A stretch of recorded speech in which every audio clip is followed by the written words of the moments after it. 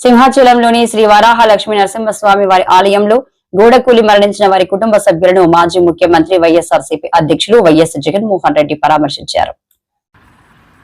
సింహాచలంలోని శ్రీ వరాహ లక్ష్మీ నరసింహస్వామివారి ఆలయంలో గోడకూలి మరణించిన వారి కుటుంబ సభ్యులను మాజీ ముఖ్యమంత్రి వైఎస్ఆర్సీపీ అధ్యక్షులు వైఎస్ జగన్మోహన్ రెడ్డి పరామర్శించారు. చందనోత్సవం సందర్భంగా బుధవారం తెల్లవారుజామున స్వామివారిని దర్శించుకునేందుకు 300 రూపాయల టికెట్ కొనుక్కుని క్యూలో నిల్చున్న వారిపై గోడ కూలడంతో 7గురు దుర్మరణం చెందారు. ఈ ఘటనలో దంపతులతో సహా ఒకే కుటుంబానికి చెందిన 4 మృతి చెందారు. తాడేపల్లి నుంచి విశాఖ వచ్చిన వైఎస్ జగన్ నేరుగా చంద్రంపాలెం చేరుకొని అక్కడ ఉమామహేష్, శైలజ భౌతిక కాయాలకు నివాళులర్పించి వారి కుటుంబ సభ్యులను ఓదార్చారు. అనంతరం అక్కడే వైఎస్ జగన్ మీడియాతో మాట్లాడారు. ప్రభుత్వానికి తెలియదా అని అడుగుతా ఉన్నా. ఎప్పుడు జరుగుతుందో తెలుసు. ఆ జరిగే రోజున లక్షల మంది భక్తులు వస్తారు అన్న సంగతి కూడా తెలుసు. తెలిసినా కూడా కేవలం నిర్లక్ష్య వైఖరితో అనేక మంది ప్రాణాలను బలికొన్నారు. వైకుంఠ ఏకాదశి నాడు తిరుపతిలో 6 మందిని ఇలాగే నిర్లక్ష్యం చేసి పొట్టలు పెట్టుకున్నారు. అప్పుడు కూడా అంతే. చంద్రబాబు నాయుడు గారు కుప్పం పర్యటన ఉంది అని చెప్పి పోలీసులందరినీ కూడా కుప్పం పంపించారు. అందరినీ కూడా పార్కుల్లో పెట్టి రకరకాల ఏరియాలలో పెట్టి సడన్గా ఒక్కసారి గేట్లు ఎత్తేసి సెక్యూరిటీ అరేంజ్మెంట్స్ లేవు కాబట్టి పోలీసులు ఎవరు లేరు కాబట్టి అందరూ చంద్రబాబు నాయుడు గారిని ప్రసన్నం చేసుకునే దానికి వెళ్ళిపోయారు. కాబట్టి అందరినీ కూడా పార్కుల్లోనూ అక్కడ ఇక్కడ ప్యాక్ చేసి సాయంత్రం పూట ఇక లైన్లలో నిలబడండి అని చెప్పి గేట్లు ఎత్తారు. తిరుపతిలో జరిగిన తోపులాటలో 6 మంది మరణించడం జరిగింది. లక్షల మంది వస్తారు అని తెలిసినా కూడా జరిగిన ఘటన. ఈరోజు చందనోత్సవం రోజు కూడా లక్షల మంది భక్తులు వస్తారు. ఈరోజు అప్పన్న స్వామి నిజ రూపంలో దర్శించుకోవచ్చు అప్పన్న స్వామిని అని లక్షల మంది భక్తులు ఈరోజు వస్తారు అని తెలిసినా కూడా దారుణమైన అరేంజ్మెంట్స్. చాలా మంది చెప్తా ఉన్నారు కనీసం టెంపరీ టాయిలెట్లు కూడా లేవు. క్యూలలో నిలబడిన వాళ్ళకి నీళ్లు లేవని కూడా చెప్తా ఉన్నారు. ఘటన జరిగిన స్థలాన్ని ఒకసారి చూస్తే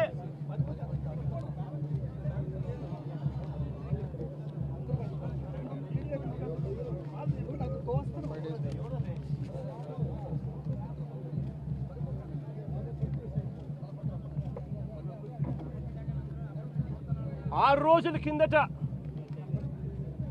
గోడ కట్టడం మొదలుపెట్టారు. 6 రోజుల కిందట గోడ కట్టడం మొదలుపెట్టారు. 2 రోజుల కిందట గోడ పూర్తి చేశారు. 20 మీటర్ల పొడుగు గోడ అంటే 20 మీటర్లు అంటే దాదాపుగా 70 అడుగులు. దాదాపుగా 70 అడుగులు గోడ పొడుగు, 10 అడుగులు ఎత్తు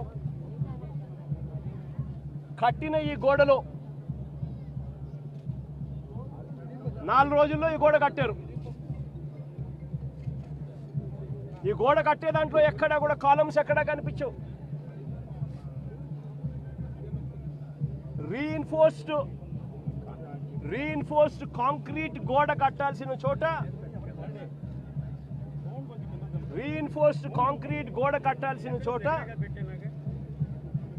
కనీసం ఎటువంటి టెండర్లు కూడా పిలవకుండా మంత్రులు పర్యవేక్షిస్తున్నారని అంటారు. 5 మంది కమిటీ సభ్యులు అంటారు. వస్తారు, పర్యవేక్షించినారు, చూసినారు, గోడ కట్టడానికి పర్మిషన్ ఇచ్చినారు. 6 రోజుల్లో గోడ కట్టారు. టెండర్లు కూడా పిలువకోకుండా కట్టేసేయండి అని చెప్పి కట్టేశారు. నేను అడుగుతా ఉన్నా,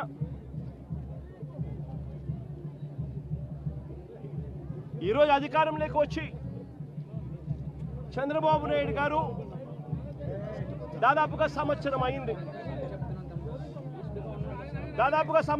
చంద్రబాబు నాయుడు గారు అధికారంలోకి వచ్చి. నేను అడుగుతా ఉన్నా చంద్రబాబు నాయుడు గారిని, చందనోత్సవం ఎప్పుడు జరుగుతుందో మీకు తెలియదా అని అడుగుతా ఉన్నా. మరి చందనోత్సవం పలానా రోజు జరుగుతుంది అని చెప్పి తెలిసినప్పుడు ఈ గోడ కట్టించే కార్యక్రమం ముందే ఎందుకు మొదలు పెట్టలేదు అని అడుగుతా ఉన్నా. ఈ గోడ కట్టించే కార్యక్రమం ముందే ఎందుకు చేయలేదు అని అడుగుతా ఉన్నా. ఇదే పెద్ద మంచి చంద్రబాబు నాయుడు గారిని, ఇదే చంద్రబాబు నాయుడు గారిని అడుగుతా ఉన్నా.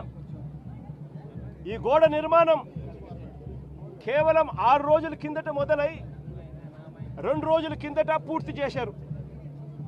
దీని అర్థం ప్రభుత్వం ఎటువంటి ముందస్తు ఏర్పాట్లు సీరియస్గా తీసుకోలేదు అని చెప్పి నిదర్శనం కాదా అని అడుగుతా ఉన్నా. చివరికి ఈ వర్క్ కనీసం టెండర్లు కూడా పిలవకోకుండా ఇష్టం వచ్చిన వాళ్ళకు వర్క్ ఇచ్చేసి ఇష్టం వచ్చిన తీరు ఇష్టం వచ్చిన పద్ధతిలో కట్టించే కార్యక్రమం చేయడం ధర్మమేనా అని అడుగుతా ఉన్నా. 70 అడుగులు పొడవుతో కట్టే గోడకు 10 అడుగులు ఎత్తుతో నిర్మించే గోడకు కనీసం కాలములు కూడా పెట్టించే కార్యక్రమం కూడా లేకుండా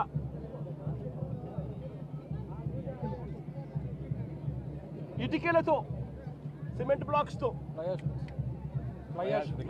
ఫ్లయాష్ ఇటుకలతో గోడ కట్టడం అన్నది ఏ రకంగా కరెక్టు అని అడుగుతా ఉన్నా. కనీసం కట్టే ఈ గోడను రీఇన్ఫోర్స్డ్ కాంక్రీట్తో అయినా కట్టాలి. రీఇన్ఫోర్స్డ్ కాంక్రీట్తో కట్టి దానికి విప్ హోల్స్ కూడా పెడితేనే కాస్తో కూస్తో ఏ గోడైనా నిలబడుతుంది అన్న జ్ఞానం కూడా లేకుండా ఎలా కట్టారు అని అడుగుతా ఉన్నా. 2 రోజుల కిందటనే గోడ పూర్తయింది అని తెలుసు.